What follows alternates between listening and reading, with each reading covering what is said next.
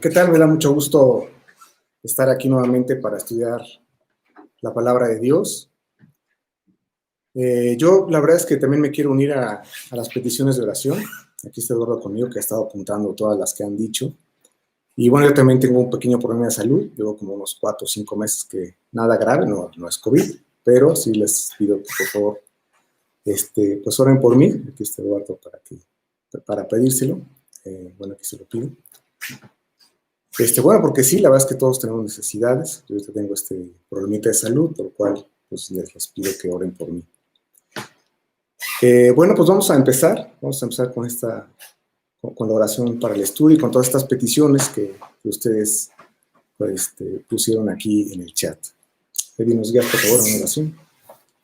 Señor, te damos muchas gracias por la oportunidad de estar aquí, Señor, de estudiar tu palabra, de escucharla, de aprenderla, de pues alimentarnos de ti, Señor. Te pedimos mucho que tú guíes a Tony, que lo bendigas, que nos des un mensaje a través de él, Señor. Te pedimos mucho por también la salud, Señor, de tantas personas. Te pedimos mucho por la salud de los papás de Fernando, Señor, por Emilio Chachi, la señora Chachi, y también por Alicia y Lía, por la señora Marutello. Te pedimos mucho por ella, Señor. Pedimos también mucho por Mauricio Villaseñor, y te pedimos mucho por la salud de Tony. Te pedimos también por la salud de Luciano, el bebé de Germán, Señor.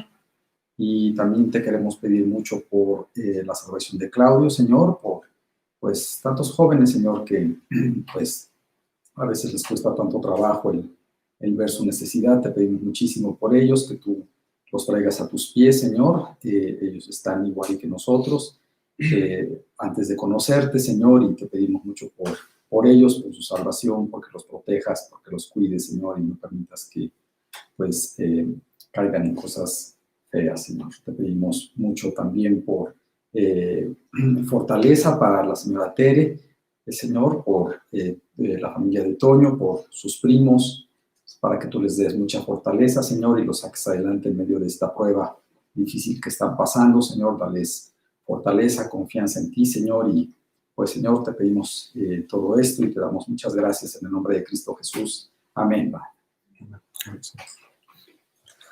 Bueno, pues estos estudios de libros de Hechos, la verdad es que han estado muy bonitos, me han gustado mucho, todas las enseñanzas que hemos visto, hemos aprendido muchísimas cosas, ha sido realmente una bendición muy bonita para nuestra iglesia. Y bueno, seguiremos en este libro de Hechos, vamos a ver uno esta noche. Tú lo quieres titular Hechos del Espíritu Santo, ayuda.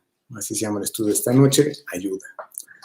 Bueno, es este libro de Hechos, bien llamado en esta serie, bueno, no nada más en esta serie, sino lo hemos comentado, que es Hechos del Espíritu Santo, porque estamos viendo cómo el Espíritu Santo toma el control de la iglesia para convencer, formar, unir, enseñar, capacitar y con ello llevar el mensaje de salvación a todo el mundo.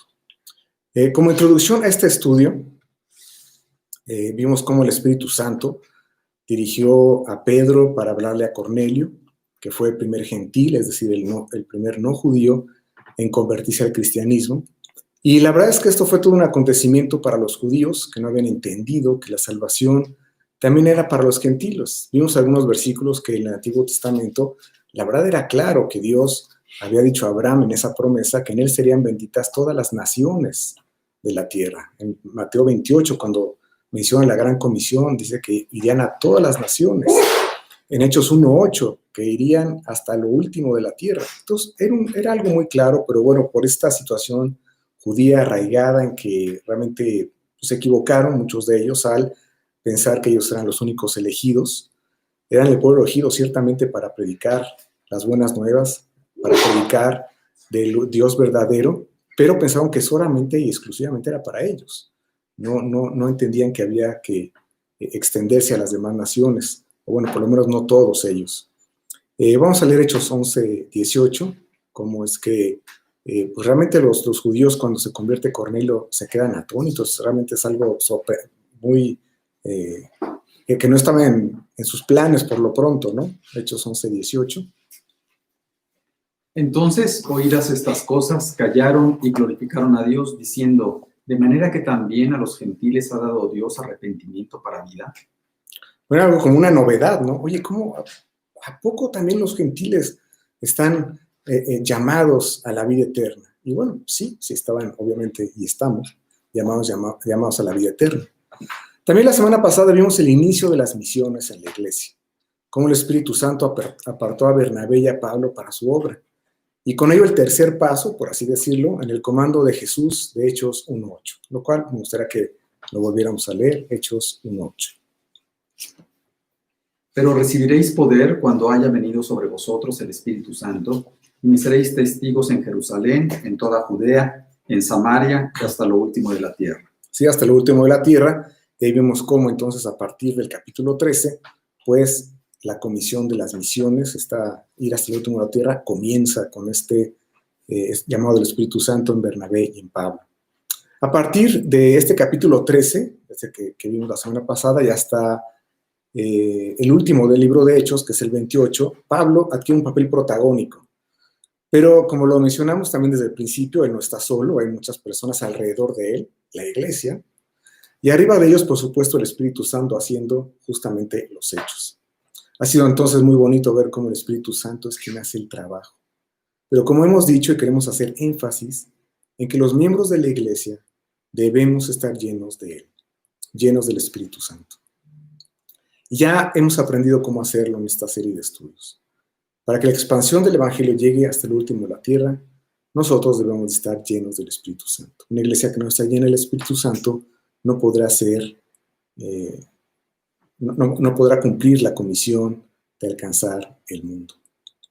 En este viaje misionero que vimos la semana pasada, que es el primero, se describen dos más en el libro de Hechos, es de notar que la predicación del Evangelio ya está abierta a todos, judíos y gentiles.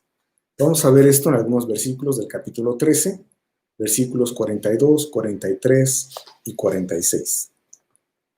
Cuando salieron ellos de la sinagoga de los judíos, los gentiles les rogaron que el siguiente día de reposo les hablasen de estas cosas. Y despedida la congregación, muchos de los judíos y de los prosélitos piadosos siguieron a Pablo y a Bernabé, quienes hablándoles les persuadían a que perseverasen en la gracia de Dios. Entonces Pablo y Bernabé, hablando con denuedo, dijeron: a vosotros, a la verdad, era necesario que se os hablase primero la palabra de Dios, mas puesto que la desecháis y no os juzgáis dignos de la vida eterna, he aquí nos volvemos a los gentiles. Bueno, estamos viendo aquí que los gentiles ya son miembros de la iglesia. Eran judíos que sí se convertían. Es probable que la mayoría no se convertía. Pero los que sí se convertían, como estamos viendo aquí en estos versículos, también incluso prosélitos, que ya supimos qué significa o quiénes son esos prosélitos, y los gentiles se estaban convirtiendo al cristianismo. Aprendimos la analogía que hace la Biblia del cuerpo de Cristo en estudios anteriores también, ¿no? Cómo el Espíritu Santo une a sus miembros como un solo cuerpo, y esto, bueno, inició con Cornelio y ahora está abierta a todos. E incluso aquí en este viaje de Pablo con Bernabé, que Pablo dice en el versículo 46 justo esto, que bueno, era necesario hablar a los judíos primero, pero como la mayoría lo ha desechado, nos volvemos a los gentiles. De hecho, Pablo realmente fue un apóstol a los gentiles, él se dedicó al pueblo gentil a predicar la palabra con ellos, y aquí es muy claro que él pues, realmente se dirige hacia ellos. Aunque en sus posteriores viajes sí llegaba como estrategia, lo vamos a ver esta noche, con los judíos primero, pero bueno, ya está abarcando a los gentiles.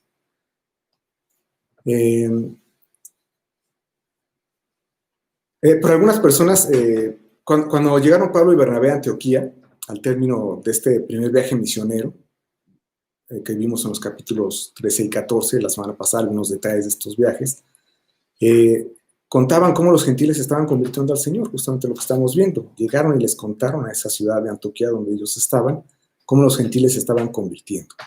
Vamos a ver esto en Hechos 14, 25 al 28. Que habiendo predicado la palabra en Perge, descendieron a Atalía. De allí navegaron a Antioquía, desde donde habían sido encomendados a la gracia de Dios para la obra que habían cumplido. Y habiendo llegado y reunido a la iglesia, refirieron cuán grandes cosas había hecho Dios con ellos y cómo había abierto la puerta de la fe a los gentiles, y se quedaron allí mucho tiempo con los discípulos.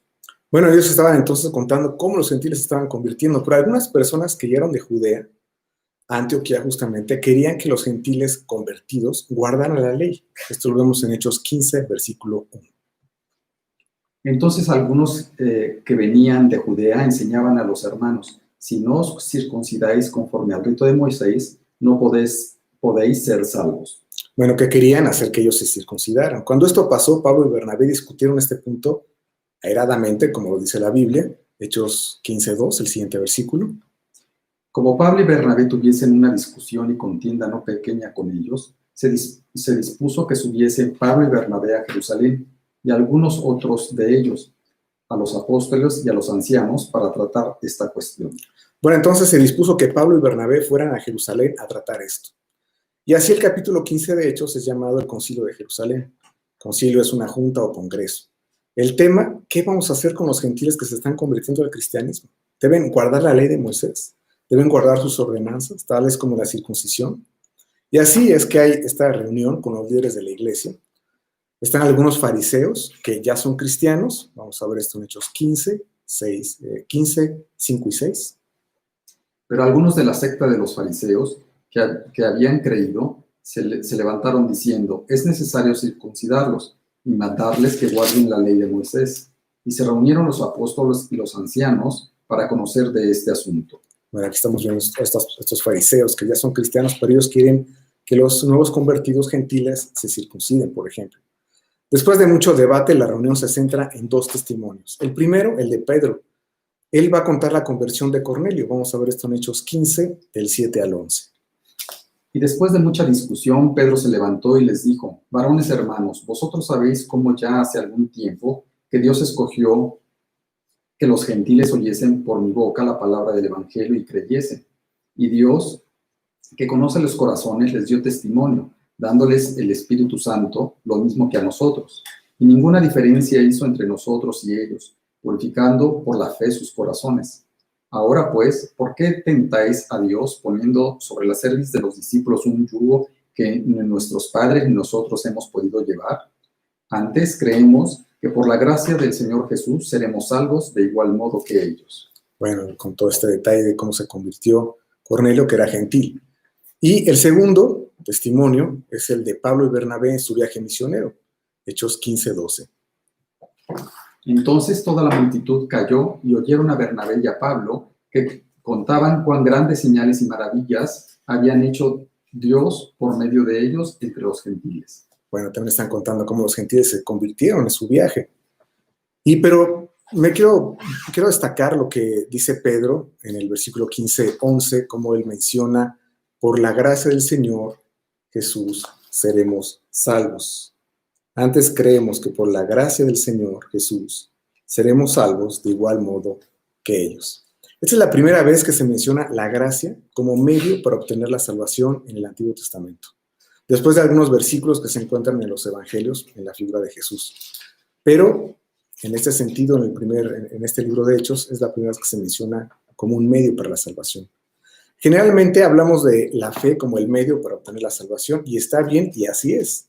Vamos a ver Romanos 1:17. Porque en el Evangelio la justicia de Dios se revela por fe y para fe, como está escrito: mas el justo por la fe vivirá. El justo por la fe vivirá.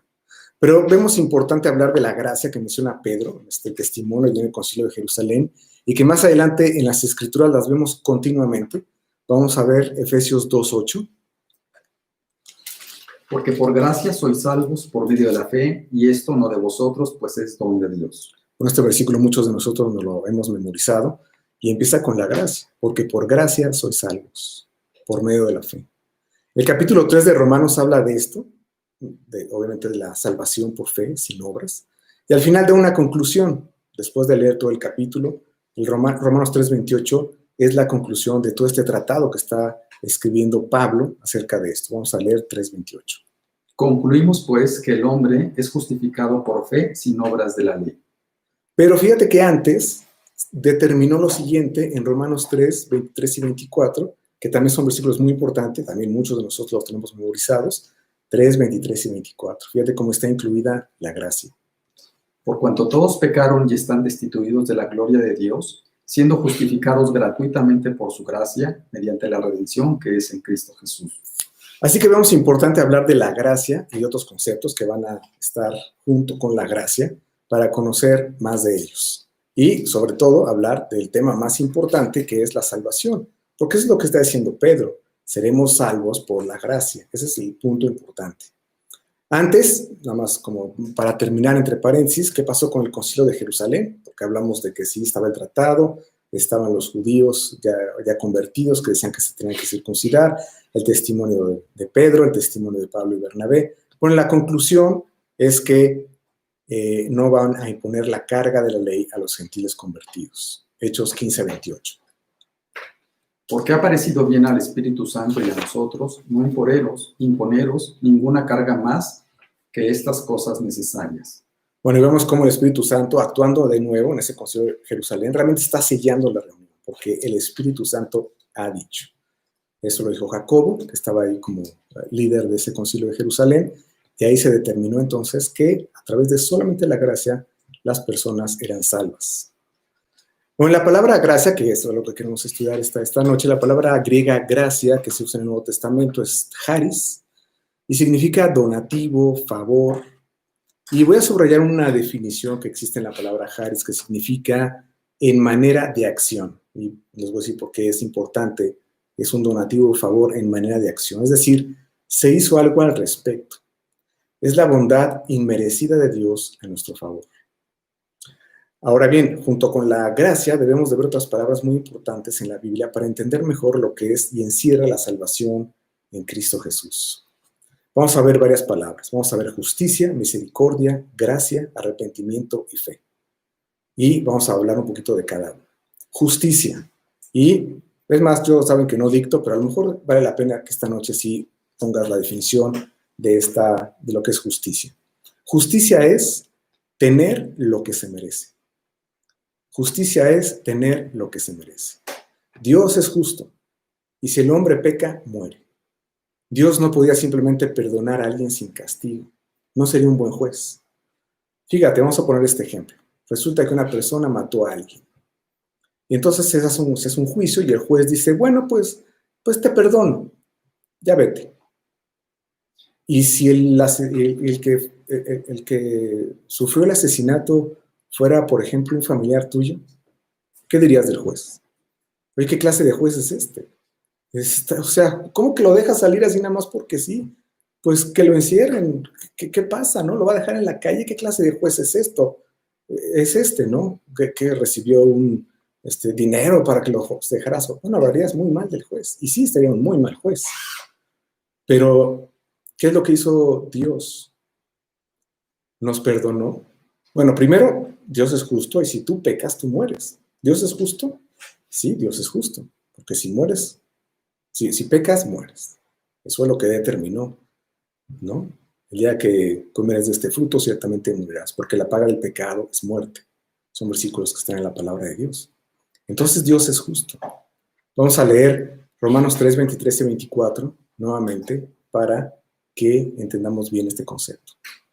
Por cuanto todos pecaron y están destituidos de la gloria de Dios, siendo justificados gratuitamente por su gracia, mediante la redención que es en Cristo Jesús. Esta palabra redención que aparece en el versículo 24 significa, tú lo puedes ver en el diccionario, es liberar mediante un pago. Fíjate que Dios, siendo un juez justo, nos perdonó a nosotros por su pura gracia, para que nosotros no fuéramos muertos. Porque sí pagó a alguien que por el pecado. Este fue Cristo. Cristo pagó nuestro lugar. Cristo es nuestra justificación ante la justicia de Dios. Entonces Dios, por supuesto, que es un buen juez. Lo primero que tenemos que entender entonces para ver la salvación en su conjunto es ver la justicia de Dios y es tener lo que se merece. Nosotros merecíamos la muerte porque nosotros hemos pecado. Vamos a otra palabra muy importante que encierra la salvación, que es misericordia. Misericordia es no tener lo que se merece. Vamos a repetirlo, misericordia es no tener lo que se merece. Yo merecía la muerte, ya hablamos de eso, yo pequé, yo muero. La paga del pecado es muerte. Pero Dios extendió su misericordia para no morir eternamente y tener vida. Fíjate que la misericordia está más enfocada en la condición de miseria del hombre por el pecado. Y eso es que nuestra vida sin Cristo en pecado realmente es una miseria.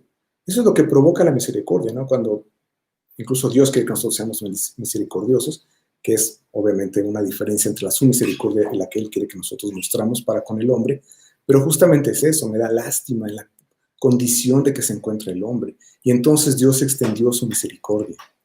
Vamos a ver 1 Timoteo 1:13.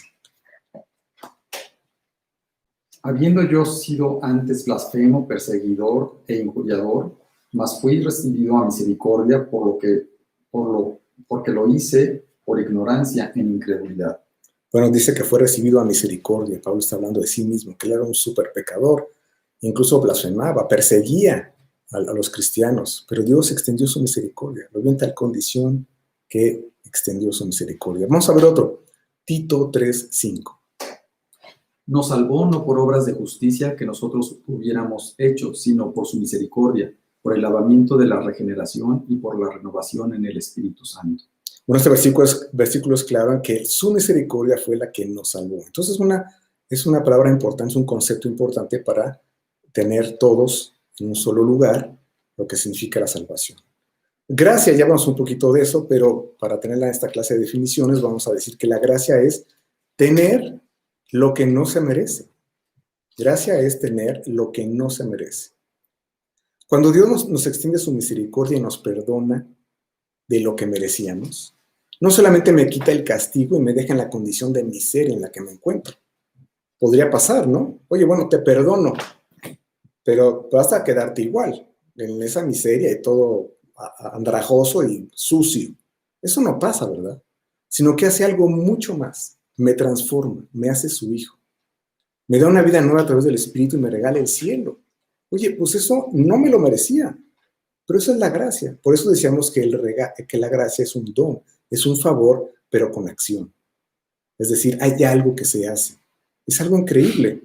Dios, justicia, misericordia, llego a la gracia para que Él no solamente me perdone y me quede en la misma condición, me transforma, me da las aras del Espíritu, con lo cual es un adelanto del cielo, para que yo disfrute la vida aquí con gozo y todas las manifestaciones del Espíritu Santo que están en Galatas 5, 22 y 23, y además me regala el cielo. Vamos a ver 2 Corintios 8, 9.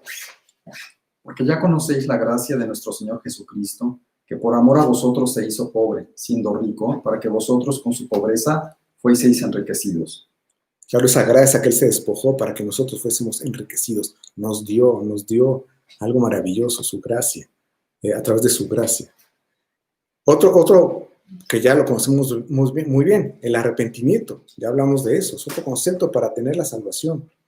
Lo vimos en la predicación de Pedro en Pentecostés, como arrepentimiento era muy importante. Él prácticamente solo mencionó el arrepentimiento para que ellos fueran salvos. El arrepentimiento es un pesar por el pecado, un cambio de mente, lo cual significa esa palabra griega metanoia.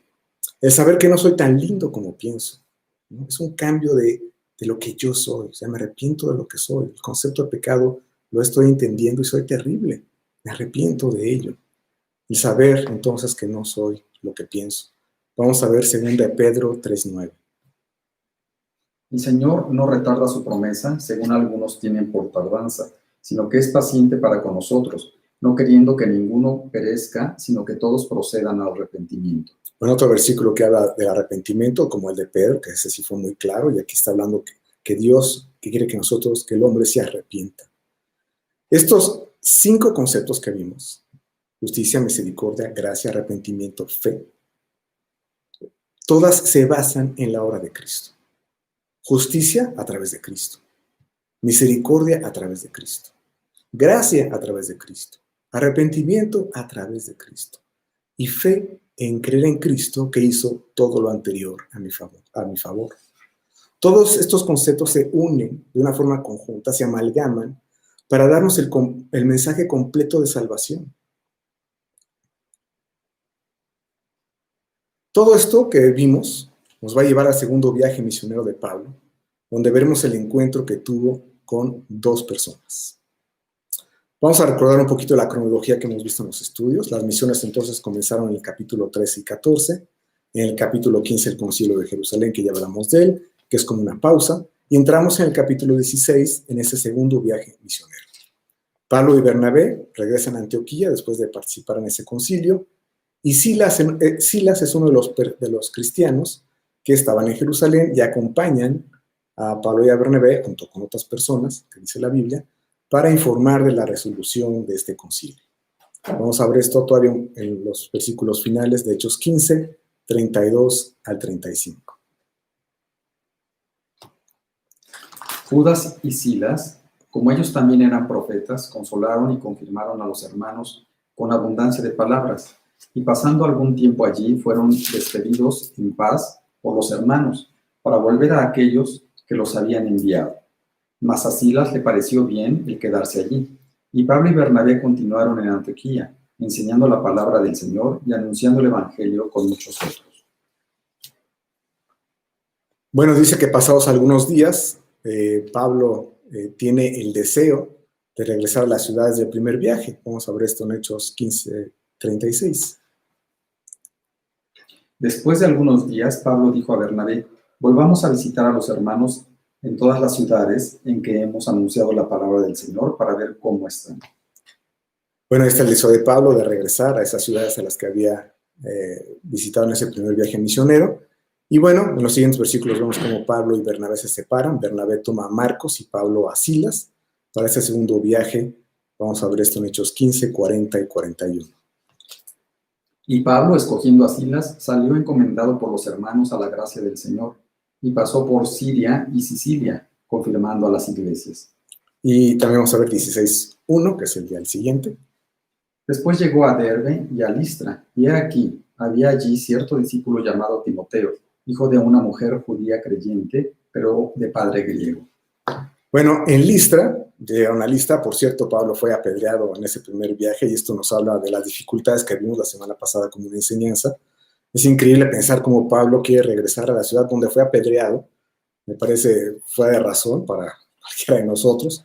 Al principio podría pensar eso, pero bueno, esto nos está hablando de la determinación de Pablo, de no tirar la toalla y de continuar con el trabajo que había sido encomendado por el Espíritu Santo. Y allí en Listra pasa algo increíble, aparece Timoteo, seguramente convertido con su madre y abuela en ese primer viaje. Vamos a ver 2 Timoteo 1:5. Trayendo a la memoria la fe no fingida que hay en ti, la cual habitó primero en tu abuela Loida y en tu madre Eunice, y estoy seguro que en ti también.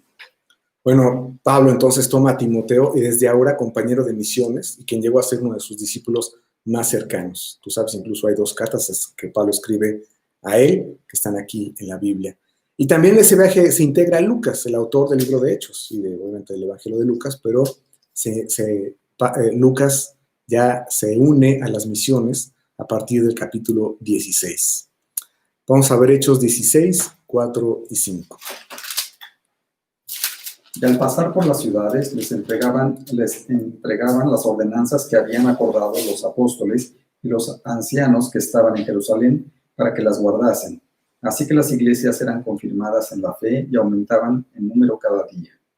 Bueno, llevaban esta noticia justamente el concilio de Jerusalén para que, aquí están las instrucciones, no tienen que guardar la ley, los gentiles y obviamente los judíos, aunque debo decir que sí había cierta confusión todavía en los judíos. Fue un lapso de tiempo en el cual los judíos realmente entendieron que el judaísmo ya había terminado y que ahora solamente iba a ser un solo pueblo, el pueblo de la iglesia. Bueno, también está diciendo aquí estos versículos que estaban siendo confirmadas y fortalecidas en la fe y aumentaban en número cada día. Bueno, estamos viendo una explosión espectacular. Fíjate, han pasado más o menos 20 años desde esa predicación de Pentecostés ahí con Pedro. Y bueno, ya hay iglesias en diferentes lugares. Estamos viendo una gran actividad.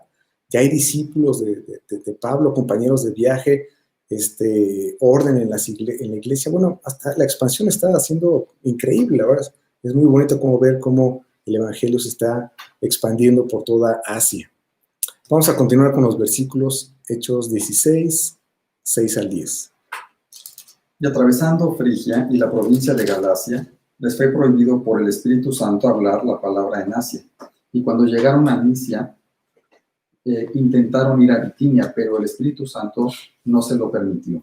Y pasando junto a Misia, descendieron a Troas, y se le mostró a Pablo una visión de noche. Un varón macedonio estaba en pie, rogándole y diciendo: pasa a Macedonia y ayúdanos. Cuando vio la visión, enseguida procuramos partir para Macedonia, dando por cierto que Dios nos llamaba para que les anunciásemos el Evangelio. Bueno, el Espíritu Santo, es claro, lo estamos viendo, está dirigiendo a el lugar que Él quería que fuera. Vemos de una forma entonces muy clara cómo son guiados.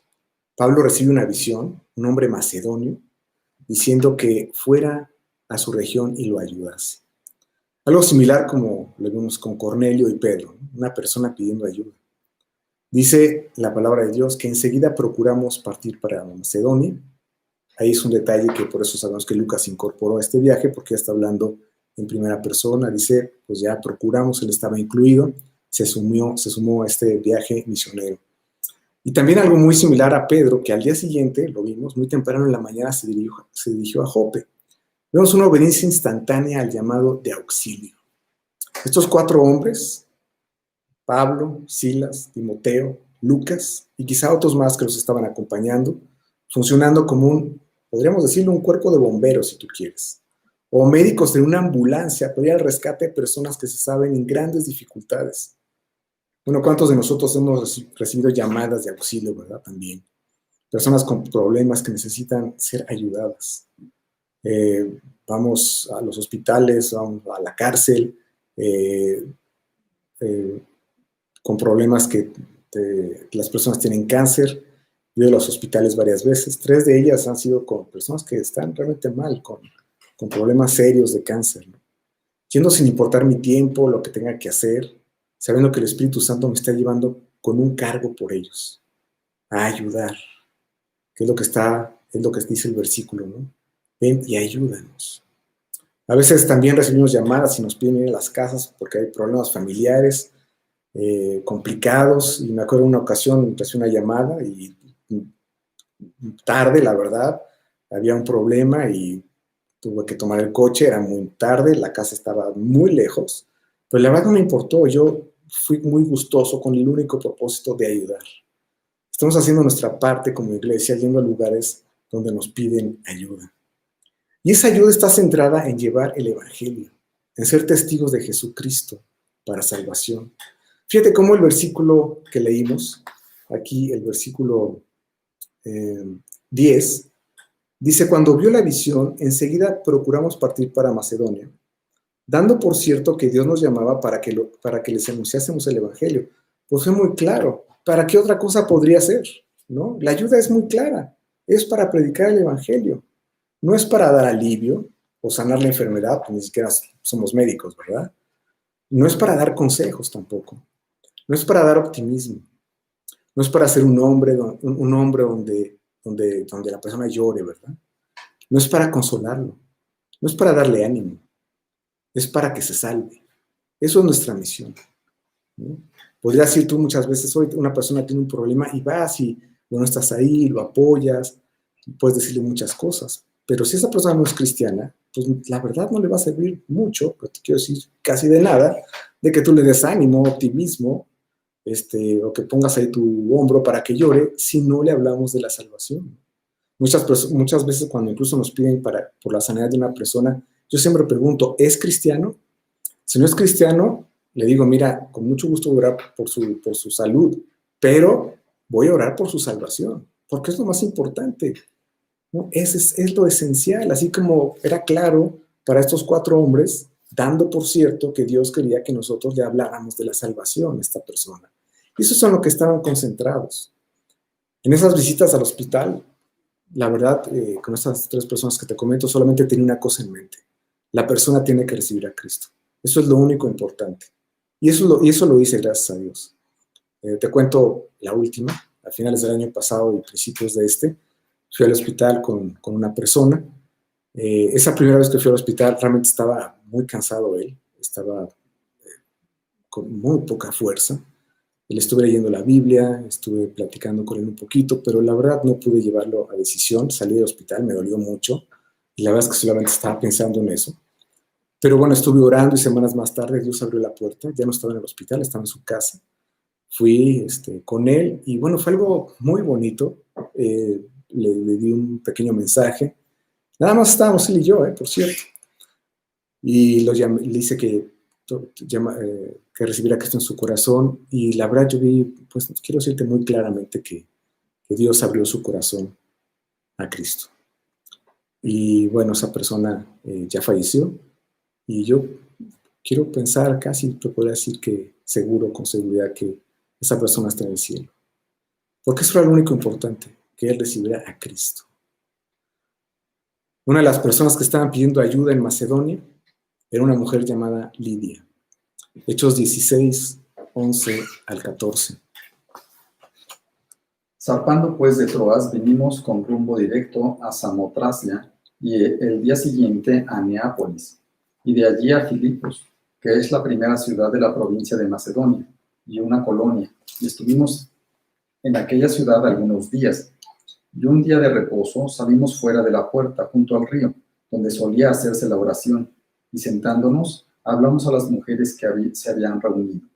Entonces una mujer llamada Lidia, vendedora de púrpura de la ciudad de Teatira, que adoraba a Dios, estaba oyendo, y el Señor abrió el corazón de ella para que estuviese atenta a lo que Pablo decía.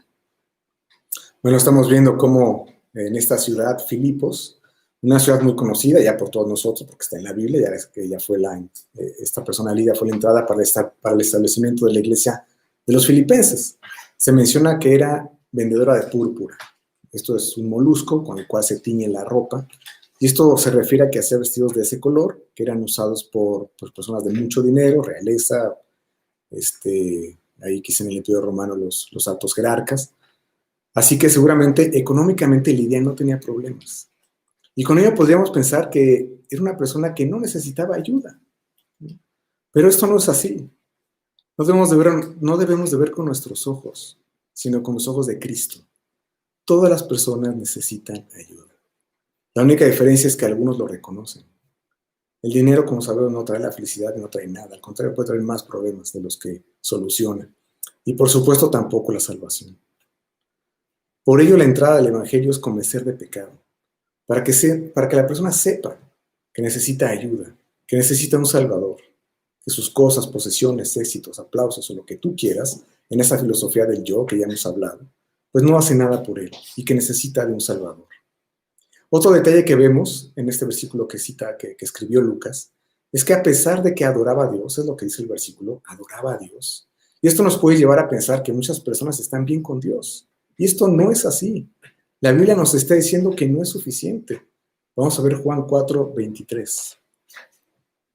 Mas la hora viene y ahora es cuando los verdaderos adoradores adorarán al Padre en espíritu y en verdad, porque también el Padre tales adoradores busca que le adoren.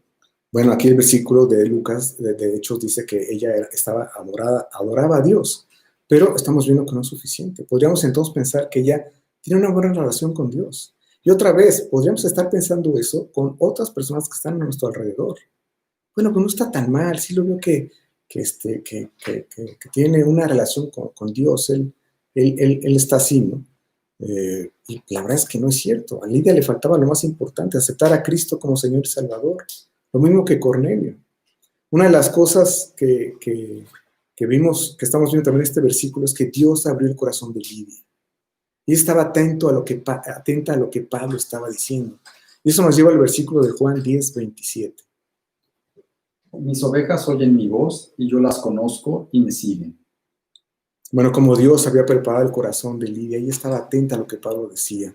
Es ser una oveja que estaba oyendo la voz de su pastor. Al igual que Cornelio, al igual que el etíope y Lidia. Y dice también el versículo aquí que leímos de la familia de Lidia, que se bautiza junto con su familia. Algo similar a lo que vimos con Cornelio. Bueno, algo muy bonito que pasó en la vida de Lidia. Una persona que necesitaba ayuda, que ella sabía que a pesar de tener éxito financiero, que supuestamente o tenía aparentemente una relación con Dios, le faltaba lo más importante. Ella necesitaba de la ayuda. Y estos 4 hombres y otros más fueron y le hablaron de Cristo y se convirtió. La segunda persona que está pidiendo ayuda en Macedonia era el carcelero de la ciudad. Así que Dios movió las circunstancias para que esta persona escuchara. Y lo hizo convirtiendo un ataque de Satanás, que es el primero que se describe en Hechos como un ataque frontal de parte de Satanás, para que el carcelero escuchara. Vamos a ver Hechos 16, 16 al 24. Aconteció que mientras íbamos a la oración, nos salió al encuentro una muchacha que tenía espíritu de adivinación, la cual daba gran ganancia a sus amos, adivinando. Esta, siguiendo a Pablo y a nosotros, daba voces diciendo: estos hombres son siervos del Dios Altísimo, quienes os anuncian el camino de salvación. Y esto lo hacía por muchos días, mas desagradando a Pablo, éste se volvió y dijo al espíritu: te mando en el nombre de Jesucristo que salgas de ella. Y salió en aquella misma hora. Pero viendo sus amos que había salido la esperanza de su ganancia, prendieron a Pablo y a Silas y los trajeron al foro ante las autoridades, y presentándolos a los magistrados dijeron: estos hombres, siendo judíos, alborotan nuestra ciudad y enseñan costumbres que no nos es lícito recibir ni hacer, pues somos romanos. Y se agolpó el pueblo contra ellos, y los magistrados, rasgándoles las ropas, ordenaron azotarles con varas. Después de haberles azotado mucho, los echaron en la cárcel, mandando al carcelero que los guardase con seguridad, el cual, recibido este mandato, los metió en el calabozo de más adentro y les aseguró los pies en el cepo. Bueno, el espíritu de adivinación de que tenía esta persona no era otra cosa que un demonio que sagazmente dice la verdad, fíjate, en cuanto a Pablo y a Silas, Timoteo y Lucas. Dice, son siervos del Dios Altísimo, lo cual era verdad. El ataque se centra en tratar de relacionarse con Dios. Es el mismo truco de Satanás para crear religiones. Un poco de verdad con algo de mentira. Pero con ello haciendo todo mentira. Un poco de levadura leuda a toda la masa. Y porque ninguna mentira procede de la verdad. Vamos a leer 1 de Juan 1:21.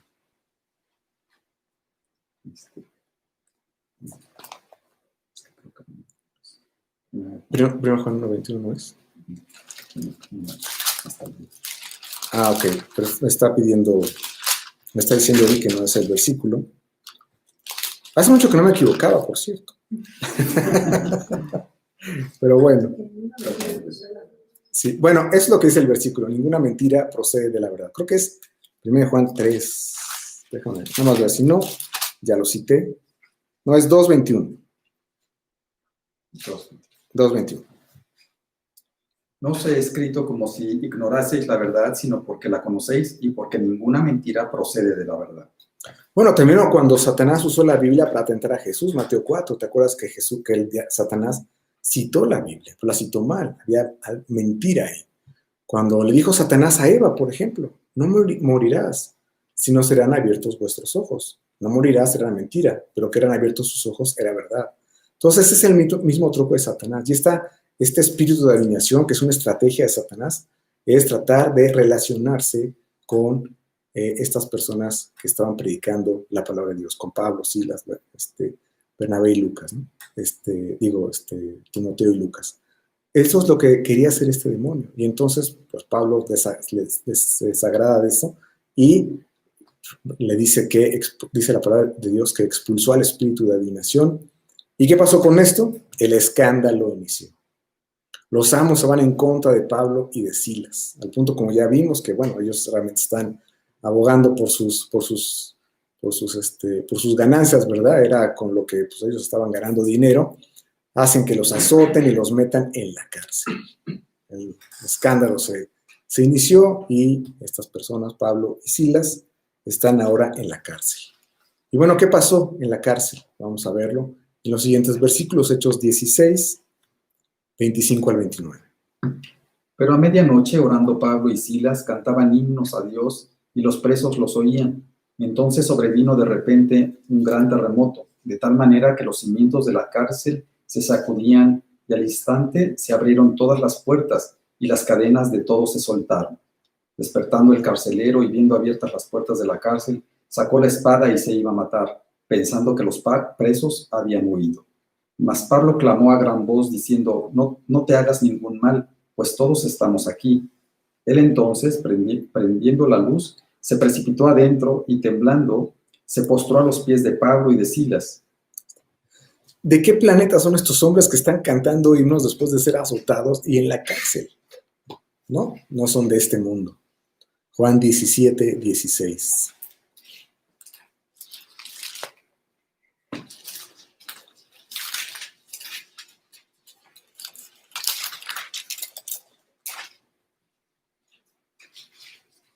No son del mundo, como tampoco yo soy del mundo. No somos del mundo. Por eso no reaccionamos como el mundo. Hace muchos años ya, yo tuve un problema grave, me quemé, fui al hospital y me acuerdo que estaba en urgencias y la mente me puse a orar y le dije a Dios, Dios, tú permitiste que yo esté aquí quemado, me estaban echando ahí unos líquidos porque realmente me dolía bastante.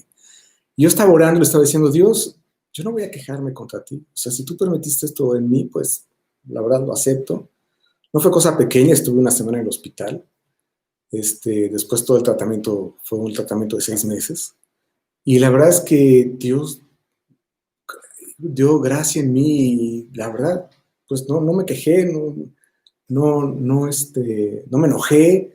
Dices, bueno, ¿de dónde salió este poder? Bueno, cosas inexplicables que tú también has experimentado seguramente muchas veces, en lo cual tienes un problema, a veces grave, y dices, bueno, ¿qué está pasando? Tú deberías estar tirados y llorando, ¿verdad? Y no está pasando eso, ¿qué? ¿De dónde viene este poder? Bueno, es el poder del Espíritu Santo en tu vida, el poder de Dios, para que tú, pues, no reacciones como reaccionábamos antes. Algo muy bonito que pasó en este momento en la vida de Pablo y de Silas, azotados con varas, sangrando, en el cepo, en lo más adentro, y estaban cantando himnos. Y además todos los presos estaban oyendo. El carcelero de Filipos estaba oyendo en ese momento.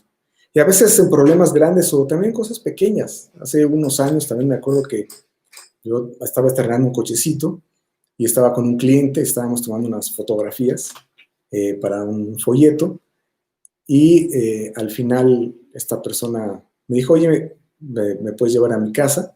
El cliente, le dije, sí, claro. Yo había dejado estacionado mi coche y salí.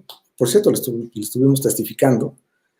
Y al salir del estudio, veo mi coche y el frente de mi coche limpiecito. Sin faros, sin parrilla, nada. Y además era de noche. Dije, bueno. Y dije, uy, qué mala onda. Entonces, bueno, pues vámonos. Pues nos vamos a ir sin luces, ¿eh? Es lo único que te puedo decir aquí a tu casa. Bueno, ¿y sabes lo que dijo esta persona? Oye, ¿y por qué no estás como loco, histérico, sacándolo? Pues, ¿sabes cuánto valen los faros? Digo, pues sí, pero no puedo hacer nada, o sea, no tengo por qué enojarme, ¿no? A veces hasta en esas cosas triviales que la gente se queda impactada, que dices, oye, ¿cómo este cuate no está realmente enojado, verdad? Maldiciendo. Pues no, porque no somos de este mundo. Y eso lo ve lo ven los otros. Dice, tú eres diferente. El carcelero de Filipos, ¿qué crees que estaba pensando? ¿De dónde son estos cuates? Es muy probable que él supiera, obviamente, todo el antecedente para que estas personas estuvieran en la cárcel. Sabía un poco, que se había escuchado algo. Y está diciendo, ¿qué está pasando con estas personas? Bueno, después vemos que el carcelero, al ver los presos que se habían ido, por cierto, con un acontecimiento sobrenatural, como también recordemos cómo salió Pedro de la cárcel, hay un terremoto, se sueltan las cadenas de todos, ve que ya no hay nadie en la cárcel, el carcelero, y se iba a suicidar. ¿Por qué? Porque tú sabes que la pena para un soldado es que si se le escapaba el preso, él pagaba con su vida. Entonces, el carcelero dice, pues voy a agarrar la espada y me voy a matar. Y es que en el mundo no hay nada por qué vivir. Esta semana, perdón, estábamos platicando mi esposa y yo, y estábamos viendo y comentando a algunas personas que habíamos visto y que pues, no tienen a Cristo, y pues nos dolió muchas cosas que vimos. Y yo le comento, es que la verdad sin Cristo no hay forma de vivir. Y yo le dije, es como un suicidio vivir sin Cristo. Y a veces un suicidio que es muy lento, 70, 80, 90 años, es un suicidio, porque no hay nada con qué vivir. Y las cosas se ponen cada vez más feas y más horribles con el transcurrir de los años. La gente realmente está desesperada, necesita ayuda, porque se está suicidando literalmente. Pablo lo detiene y le dice, no te hagas ningún mal. El carcelero entonces está de tal forma impactado por la vida de estos hombres que los saca y les pregunta, Hechos 16:30. Y sacándoles, les dijo, señores, ¿qué debo hacer para ser salvo? Una pregunta con mucha claridad, que recibe una respuesta con mucha claridad. Hechos 16:31. Ellos dijeron, cree en el Señor Jesucristo y serás salvo tú y tu casa. La respuesta fue directa y similar a la de Pedro que hizo en Pentecostés. Recordemos Hechos 2:38.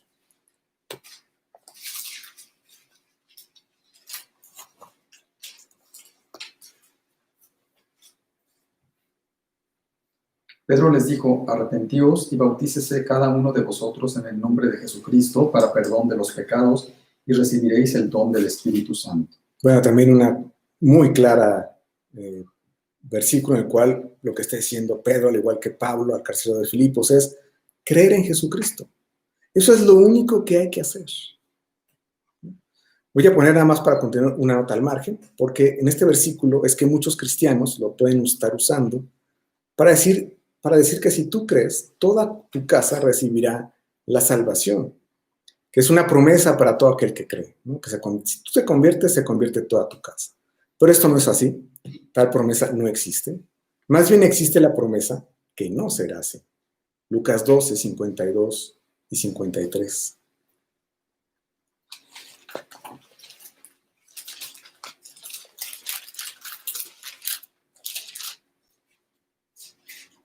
Porque de aquí en adelante 5 en una familia estarán divididos, 3 contra 2 y 2 contra 3.